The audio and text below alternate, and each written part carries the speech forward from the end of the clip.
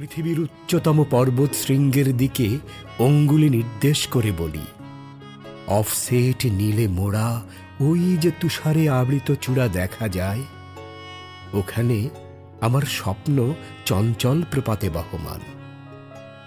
উদিত সূর্যের দিকে দুহাত উঁচিয়ে বলি, এই তো আমার দেশ, আমার জন্মভূমির শুরু।